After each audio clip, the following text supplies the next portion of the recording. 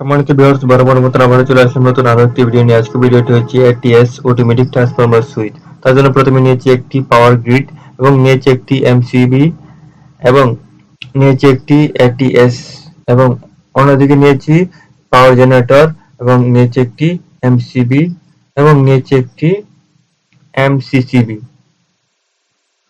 তো প্রথমে power grid থেকে L1 একটি টার্মিনাল কানেকশন করা হয়েছে এবং L2 আরো একটি টার্মিনালে কানেকশন করা হয়েছে এবং L3 এমসিবির আরো একটি টার্মিনালে কানেকশন করা হয়েছে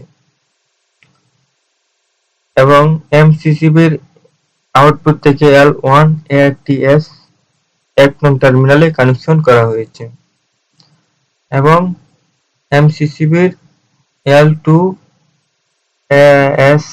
ATS 3 নং টার্মিনালে কানেকশন করা হয়েছে এবং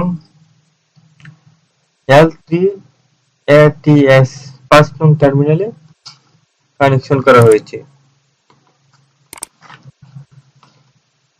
অপরদিকে পাওয়ার জেনারেটর L1 টার্মিনালে এমসিবি তে কানেকশন করা হয়েছে এবং L2 এমসিবির অন্য একটি টার্মিনালে কানেকশন করা হয়েছে এবং L3 আরো একটি টার্মিনালে কানেকশন করা হয়েছে এবং এমসিবির আউটপুট L1 টার্মিনাল ATS 1 নং টার্মিনালে কানেকশন করা হয়েছে এবং L2 ATS এর 3 নং টার্মিনালে কানেকশন করা হয়েছে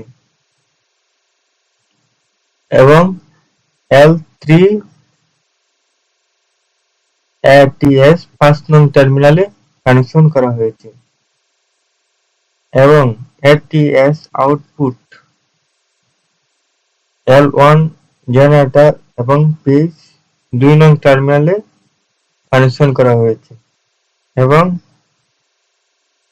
L2 জেনারেটর এবং পেজ 4 নং টার্মিনালে কানেকশন করা হয়েছে এবং L2 জেনারেটর এবং পেজ 6 নং টার্মিনালে L2 জেনারেটর এবং পেজ 6 নং টার্মিনালে কানেকশন করা হয়েছে এবং ATS আউটপুট L1 এমসিসিবির একটি টার্মিনালে ইনপুট করা হয়েছে এবং L2 এমসিসিবির 2 নং টার্মিনালে ইনপুট করা হয়েছে এবং L3 এমসিসিবির অন্য একটি টার্মিনালে কানেকশন করা হয়েছে। আউটপুট হিসেবে L1 এবং L2 এবং L3 কারেন্ট ইনপুট করা হয়েছে এবং নিউট্রাল হিসেবে N কে চিহ্নিত করা হয়েছে এবং আর্থিং হিসেবে E কে চিহ্নিত করা হয়েছে। তো আজ এই পর্যন্ত। ভিডিওটি ভালো লাগলে অবশ্যই লাইক এবং শেয়ার করবেন। এরকম আরো নতুন নতুন ভিডিও পেতে চ্যানেলটাকে সাবস্ক্রাইব করে পাশে থাকা বেল আইকনটি অন করে দেবেন যাতে পরবর্তী ভিডিও আপলোড করার সাথে সাথে নোটিফিকেশন পেয়ে যান। ধন্যবাদ সবাইকে।